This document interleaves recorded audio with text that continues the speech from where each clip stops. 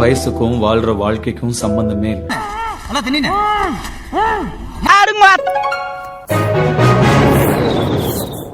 Welcome to another video from the narrators. Cinema என்னதான் இங்கே multiple fields இருந்தாலும் மக்களோட கவனத்தை அதிகமாக அட்ராக்ட் பண்ண ஒரு ஃபீல்டுனா அது சினிமா தான். In terms cinema is a tool that can change the society.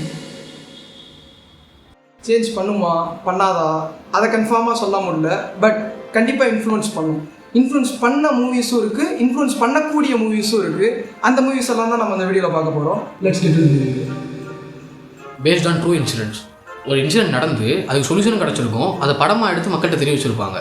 இதுக்கு அப்படியே ஆப்போசிட்டாக என்னென்னா, ஒரு இன்சிடென்ட் நடந்திருக்கும், அது சொல்யூஷனே கிடச்சிருக்காது, அதை ஒரு படமாக எடுத்து அந்த படத்துக்கு அப்புறம் ஒரு சொல்யூஷன் கிடச்சிருக்கும். இதுக்கு சிமிலராக ஒரு இன்சிடென்ட் தான் சவுத் கொரியாவில் 1986 1994 வரைக்கும் சீரியல் கில்லிங் நடந்துகிட்டே இருந்துச்சு. பெண்கள் பல பேர் கொல்லப்பட்டாங்க. அந்த கேஸை சால்வ் பண்ணவே முடியல, அந்த அக்யூஸ்டையும் பிடிக்கவே முடியல. சவுத் கொரியாவில் ஒரு ஆக்ட் இருக்கு. எப்படின்னா, ஒரு கிரைம் நடந்து 15 வருஷத்துல அந்த அக்யூஸ்டை பிடிக்கலன்னா அந்த 15 வருஷத்துக்கு அப்புறம் அவன் கிரைம் ஃப்ரீ பர்சன் ஆயிடுவான், அந்த கேஸும் க்ளோஸ் ஆயிரும். இந்த ஆக்ட் இந்த படம் வந்ததுக்கு அப்புறம் அப்படியே மாறிச்சு. அந்த படம் தான் மெமரிஸ் ஆஃப் மர்டர்.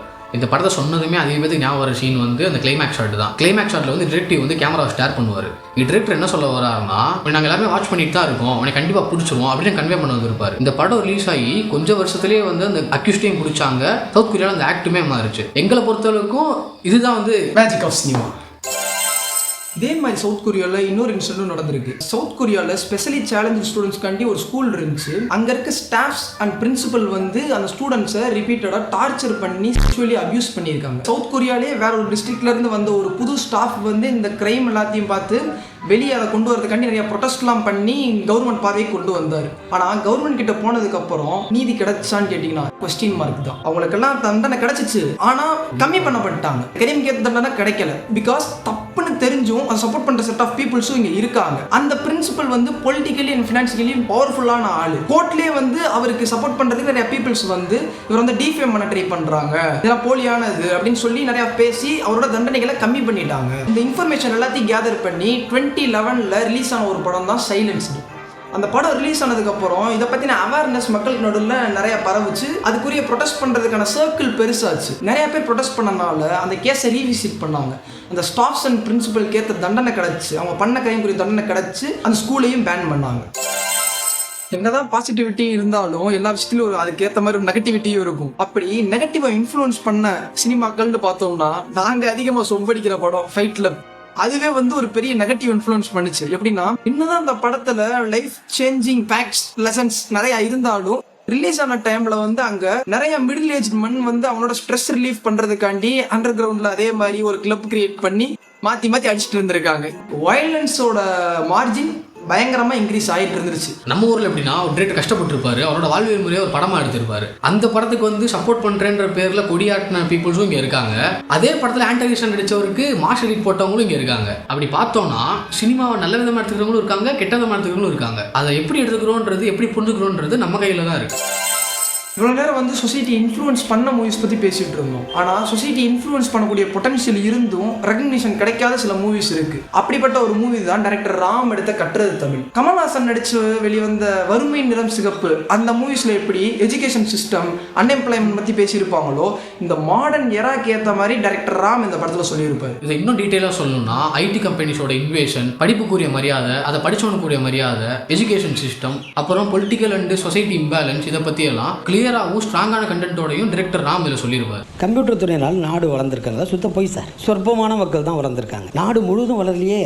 உடம்புல வளர்ச்சினா உடம்பு முழுதும் இருக்கணும். காலில் மட்டும் வளர்ச்சி இருந்ததுன்னா அது வீக்கம், யானைக்கால் நோய். சினிமா ஹோலாக சொசைட்டியில் எந்த அளவுக்கு இன்ஃப்ளூயன்ஸ் பண்ணுதோ, இண்டிவிஜுவல் பர்சன்ஸையும் இன்ஃப்ளூயன்ஸ் பண்ணும். இன்னும் கிளியராக சொல்லணும் அப்படின்னா, அஞ்சான் மங்காத்தாலாம் ரிலீஸ் ஆன டைமில் கழுத்தில் அந்த டாலர் செயினை போட்டுட்டு சுற்றிட்டு இருப்பாங்க. அது கொஞ்சம் கொஞ்சமாக டெவலப் ஆகி எங்கே நிற்குதுன்னா, லிட்ரலி படம் பார்த்தா படம் மட்டும் பார்க்கணும், சும்மா லிட்டரலி மீலாம் சொல்லி சுற்றிக்கிட்டு கூடாது. லிட்ரலி மீக்குரிய கேரக்டரிஸ்டிக்ஸ்ன்னு பார்த்தோம்னா, ஃபர்ஸ்ட் லோன்லினஸ். நம்ம பையிலே லோன்லின்னு ஸ்டேட்டஸ் போடுவான், அதே ஒருத்தன்ட்ட சென்மீன்னு வாங்கி தான் போட்டிருப்பான், அங்கேயே ஃபெயில். அடுத்து பார்த்தோம்னா சேடு, எப்பயும் சோகமாக இருக்கணும் அப்படின்னு சொல்லிட்டு இருப்பாங்க. நைட் ஒரு லிட்ரலி போட்டோம்னா அடுத்த காலையில் சூறாவளி கிளம்பி ஏதேன்னு போடுவான், மத்தியானம் லவ் ஸ்டேட்டஸ் போடுவான். இப்படி வேறுபாடுகள் இருந்துக்கிட்டே இருக்கும். மூணாவது, எவ்வளோ ஹர்ட் பண்ணாலும் வன்மத்தை உள்ள வச்சுக்காம அன்பை மட்டும் பரப்புவோம் அப்படின்னு வெள்ளை கொடி காட்டிக்கிட்டே சுற்றணும். இந்த மாதிரி ஃபேக் பர்சனாலிட்டிஸை கிரியேட் பண்ணி ஆன்லைன் கம்யூனிட்டியில் நம்மளை நாமளே ஏமாற்றிட்டு இருக்கோம். இது எங்கே போய் நிற்கும்னா நம்மளோட கேரக்டரை நம்மளே அசாசினேட் பண்ணுறதுல தான் வந்து நிற்கிது. இது மட்டும் இல்லாமல் இங்கே நிறைய பேருக்கு ஜென்யூனாகவே இந்த மாதிரி இஷ்யூஸ் இருக்கும். அதை எங்கே சொல்கிறேன்னு தெரியாமல் சோஷியல் மீடியாவில் ஷேர் பண்ணுவாங்க. இப்படி சில பேர் வந்து ஃபேக் பர்சனாலிட்டி டெவலப் பண்ணுறனால அந்த ஜென்யூனாக இருக்கவங்களும் அந்த கூட்டத்தில் சேர்ந்துருவாங்க. நிறைய பேர் தவறாக அது கன்வே ஆயிரும். இன்னொரு முக்கியமான விஷயம் என்னன்னா, மாஸ்டர் படத்தில் ஃபர்ஸ்ட் ஹாஃப்ல இருக்க ஜேடி கேரக்டர் வந்து ஆல்கஹாலிக்காக இருப்பார், செகண்ட் ஹாஃப்ல வந்து அப்படியே திருந்திடுவார். இங்கே நம்ம பையன் என்ன பண்ணுறாங்கன்னா, ஃபர்ஸ்ட் ஹாஃப்ல இருக்க ஜேடி கேரக்டர் தான் க்ளோரிஃபை பண்ணுறானுங்க. இங்கே டிரெக்டருங்க என்ன கன்வே பண்ண வந்திருக்காருன்னா, ஒரு கேரக்டர் டிரான்ஸ்ஃபர்மேஷனுக்காக அந்த கேரக்டர் எழுதியிருக்காங்க. இங்கே வந்து அது அப்படியே ஓவராலாக அந்த ஆல்கஹாலிக்கை மட்டும் எடுத்துக்கிட்டு அது திருந்துறத நம்ம பையன் ஒமிட் பண்ணிடுறாங்க. ட்ரக்ஸை க்ளோரிஃபை பண்ணுறவங்க அதை எப்படி ஓவர் கம் பண்ணணும் அப்படின்றத வந்து ஒதுக்கி வச்சிடுறாங்க. இங்கே வந்து ஸ்மோக்கிங், ட்ரிங்கிங், அந்த ட்ரக் யூசேஜ் எல்லாமே வந்து க்ளோரிஃபை செய்யப்படுது இங்கே இப்போ இருக்கிற யங் பீப்புள்ஸ்னால. இந்த நிலை மாறணும். இந்த சொசைட்டி அண்ட் இண்டிவிஜுவலை சேஞ்ச் பண்ணக்கூடிய ஆர் இன்ஃப்ளூயன்ஸ் பண்ணக்கூடிய மூவிஸ் வந்து ஏகப்பட்டது இருக்குது. நாங்கள் சில இதுதான் சொல்லியிருக்கோம். உங்களுக்கு அப்படி ஏதாவது ஃபீல் பண்ணீங்க அப்படின்னா அதை ஷேர் பண்ணுங்கள். And also this type of movies can change up and influence society அப்படின்னு நீங்கள் ஃபீல் பண்ணுற மூவிஸையும் வந்து ஷேர் பண்ணுங்கள். அண்ட் இன்னொரு முக்கியமான விஷயம், நாங்களே இப்போ சொல்லியிருந்தோம் பாசிட்டிவிட்டி அப்படின்னு ஒன்று இருந்துச்சுன்னா நெகட்டிவிட்டின்னு இருக்கும் அப்படின்ட்டு. நாங்களே ஏதாவது நெகட்டிவ் டாக்ஸ் பேசியிருக்கலாம். அப்படி ஏதாச்சும் பேசியிருந்தால் அதையும் ஷேர் பண்ணுங்கள். முடிஞ்ச அளவுக்கு அதெல்லாம் அவாய்ட் பண்ண ட்ரை பண்ணுறோம். See you in the next week.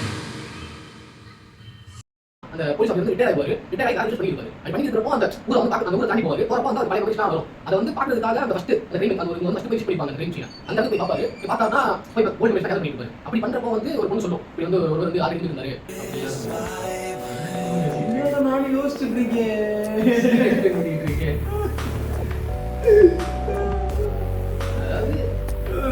கிளைமேக்ஸ்ல வந்து அந்த கேஸ் பார்த்துட்டு கேமராவை ஸ்டார்ட் பண்ணுவாங்க. எதுக்காண்டினா அப்படின்னு சொல்லி முடிச்சிருக்கலாம்டா.